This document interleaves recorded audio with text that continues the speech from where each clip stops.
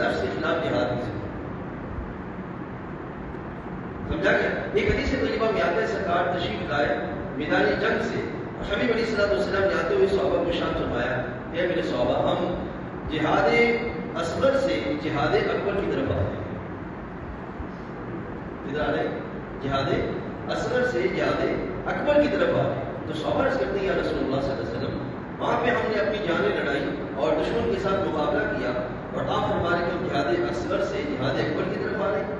تو حبیب کریم علیہ السلام نے فرمایا ہاں، اس لیے کہ وہاں پہ دشمن تمہارے سامنے تھا اور یہاں پہ دشمن تمہارے سامنے نہیں.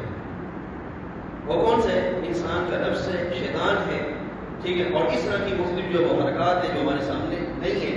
ہم نے اپنے نظریات کی بنیاد پر اللہ کی رضا کے لیے ان غیر مرئی جو نظر نہ آنے والا دشمن ہے اس کے خلاف ہم نے کیا کرنا ہے؟ جہاد. اور اس کے لحاظ سے معاملہ کیا ہے؟ جو اللہ تعالیٰ کے احکام ہیں ان کو صحیح طور پر سیکھنا ہے، ٹھیک ہے. سنت مطالعہ اس کو صحیح طور پر سمجھنا ہے، ٹھیک ہے. اور معاشرے کے اندر مختلف قسم کے رسم و رواج اور مختلف قسم کی عادات جو بری عادات ہیں اور اب تو مغربی سوشل ٹرینڈز جو ہیں ان سے بچنے کے لیے. اور اب عزیز دوستوں یاد رکھیے گا اس کیفیت کی طرف بھی ہے کہ اللہ تعالیٰ جل وعلا کے بارے میں جو شبہوں و شبہات ڈالے جا رہے ہیں ان کے خلاف، اس نظریے کے خلاف جہاد کرنا. پاکستان کے اندر نظریاتی جو ایک یلغار پیدا کی جا رہی ہے اس کے خلاف جہاد کرنا. تو یہ ساری چیزیں کس کے اندر آ جاتی ہیں کہ اپنے آپ کو ایک ٹریک پر رکھنے کے لیے جو سب سے پہلے جہاد کیا ہے؟ اچھائی پہ رکھنے کے لیے اور برائی سے بچنے کے لیے یہ جو کوشش ہوتی ہے اس کوشش کو جہاد بھی نفس ہے. اب ہم نے خود دیکھنا ہے کہ ہم کس کیٹیگری میں ہیں، آیا یہ کر رہے ہیں کہ نہیں کر رہے. جیسا ایک جو لہر بن رہی ہے اس میں ڈوبتے جا رہے ہیں، یا سروائیو کرنے کے لیے اسلام پر باقی رہنے کے لیے وہاں پہ ہم ٹھہرے ہوئے ہیں اور اپنے آپ کو دین پر باقی رکھنے کی کوشش کرتے ہیں کہ نہیں کرتے. یہ پہلی چیز. دوسری چیز ہے جہاد بالمال. اس حساب سے آپ سوچئے ہم تھوڑی سی ترتیب بدلیں گے. جہاد بالنفس کے بعد جہاد بالعلم کی طرف آ رہا ہے. ہمیں اللہ تعالیٰ جل وعلا نے جو علم دیا وہ قرآن مجید ہے اور اس کی بنیاد پر رسول اللہ صلی اللہ علیہ وسلم کی سنت مطالعہ اور پھر آگے سارا سلسلہ. ٹھیک. اب آج کے اس دور کے اندر یہ جو علم ہے اس علم کو کیا کر دیا گیا؟ آپشنل کر دیا، بائی چوائس کر دیا گیا. بچہ جو وہ صرف قرآن مجید پڑھنا جان لے بس، وہ بھی بڑی مشکل سے. سنت مطالعہ تو معاملہ تو بڑا دور ہے. سب سے پہلے ہم بچپن سے ہی بچوں کو کس طرف لگا دیتے ہیں؟ اسکول کی طرف اور اس طرح کے سارے معاملات ہیں. اور اس کا نتیجہ کیا نکلتا ہے کہ اس کے ذہن میں وہ علم جس علم کی سیکورٹی ہونی چاہیے، جو سپریم پوزیشن پہ ہونا چاہیے، اس کی وہ ویلیو نہیں رہتی جو کہ ہونی چاہیے. اور وہ کس طرف چلا جاتا ہے؟ اسی علم کو ترجیح دے رہا ہوتا ہے جو مارکیٹ کے اندر اس کی ڈگری اور اس کی ارننگ پوائنٹ آف ویو سے اس کو جو ہے وہ ظاہری اعتبار سے بہتر نظر آ رہا ہوتا ہے، وہ اسی چیز کو فوکس کرتا ہے. اس کا نتیجہ کیا نکلتا ہے کہ جو اصل علم ہے وہ نہ ہونے کی وجہ سے سوسائٹی کے اندر خیر پروان نہیں چڑھتی اور جو مادی فکر ہے کوئی فکر جو ہے وہ پروان چڑھتی ہے. اب سوچیں اس کا مطلب کیا ہوا کہ کہیں ہمارے ساتھ دھوکا ہو گیا اور ہمیں جب اس ٹریک پہ لگا دیا گیا جو ٹریک اصلاً ہمارا نہیں تھا، وہ ضمنی تھا اور ہمیں وہی ٹریک دے دیا گیا. حالانکہ ہمیں جہاد میں علم کے مطلب ایسا علم حاصل کرنا کہ جس کے ذریعے ہم جو وہ اپنے آپ کو اچھائی پہ رکھ سکیں اور برائی سے بچانے کا اپنے آپ کو اہتمام کر سکیں. آپ سے مثال کے ذریعے آپ سے پوچھتا ہوں، ایک بچہ صبح سے شام تک 2 × 2 4 یا 2 کا پہاڑا جس کو 2 کا ٹیبل کہتے ہیں، صبح سے شام تک یاد کرتا رہے. شام کو اس سے پوچھے کہ تیرا رب کون ہے تو ٹیبل کیا بتائے. اس سے پوچھے کہ اخلاقیات کیا ہیں وہ کیا بتائے. اس سے پوچھے کہ والدین کے ساتھ اور دوسرے عزیزوں کے ساتھ اور والداروں کے ساتھ مینرز کیا ہونے چاہیے، کیا وہ بتا سکے.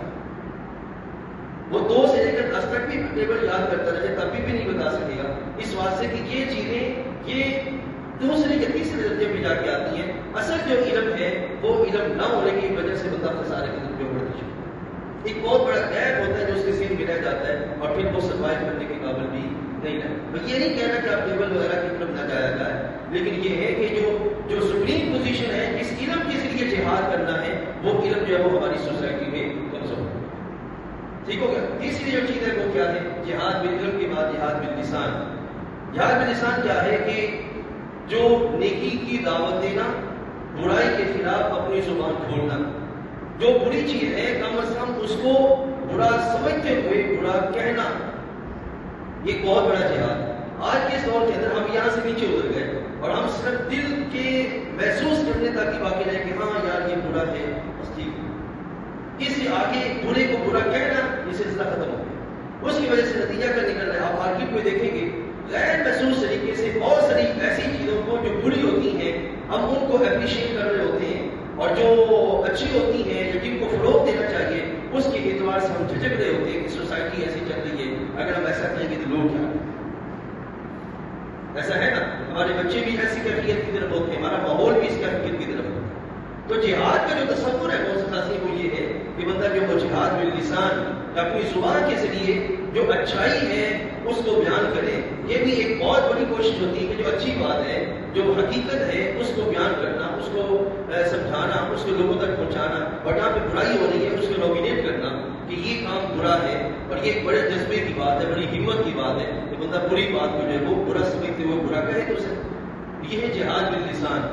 تو پہلا کیا ہے؟ جہاد بالنفس۔ اب آپ سوچیں کہ لگے کے لیے جو بندہ جہاد بالنفس کرے گا، کیا مطلب؟ اپنی ذات کے اعتبار سے وہ خیر پہ پکا ہوگا، اور دوسرا اس کے پاس علم ہوگا، تیسرا وہ بندہ جہاد باللسان کا معاملہ کر سکتا ہے۔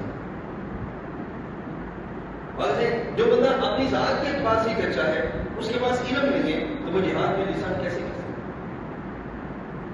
یہ وہ سٹیپس ہیں جن کو سمجھنا یہ دین سمجھاتا ہے۔ دین کے علاوہ بندہ ساری زندگی جو وہ گزار دے، تو آپ دیکھتے ہیں کہ ہم کئی ایسے لوگوں کو دیکھتے ہیں کہ جدھر کی ہوا چلتی ہے وہ ادھر چلتے چلے جاتے ہیں۔ حق کو حق کہنا ان کی جو صلاحیت نہیں ہوتی، ان کی جو وہ سکت نہیں ہوتی، کیوں؟ ان کا ذہن ایسا بنا ہی نہیں ہوتا، ان کی تربیت ایسی ہوئی نہیں ہوتی۔ ایک ہوتا ہے بعض اوقات معاشرے کے اندر بعض طبیعتیں بڑی ڈرر ہوتی ہیں، وہ ڈرنے سے کوئی نہ کوئی بات کہہ دیتی ہے، ایک یہ کیفیت ہوتی ہے۔ اس ایسے بندے سے خطرہ ہوتا ہے کہ پتہ نہیں اچھی کہے یا بری کہے، لیکن باقاعدہ تربیت کے ساتھ جو بندہ آگے آتا ہے نا، وہ ہمیشہ اچھی بات کو ہی فروغ دیتا ہے اور خیر پر ہی ڈٹتا ہے، شر کے خلاف جو ہے وہ قائم ہو جاتا ہے، شر پر نہیں۔ اس چیز کی جو وہ ضرورت ہے جس کی طرف ہمیں آنا چاہیے۔ اگلی چیز ہے معزز وہ ہے جہاد بالمال۔ جہاد بالمال، جہاد بالمال کیا ہے؟ اللہ اکبر ہے۔ جہاد بالمال یہ ہے کہ یہ جو اللہ تعالیٰ کا دین ہے اس کی سربلندی کے لیے جہاں اس کو ضرورت ہے وہاں پہ اپنا مال خرچ کرنا۔ بات بڑی طرزی طلب ہے اور تھوڑی سی جو ہے وہ حقیقت والی ہے، ہماری سوسائٹی کے اندر یہ ہمیں سمجھنے کی ضرورت ہے۔ کیا؟ رب تعالیٰ کے دین کی سربلندی کے لیے جہاں ضرورت ہے وہاں پہ اپنا مال خرچ کرنا۔ بات سمجھ آئے نا؟ اب مجھے سوچ کے بتائیے گا، اسلام یہ منع نہیں کرتا کہ آپ اپنے لیے اچھا گھر بنائیں۔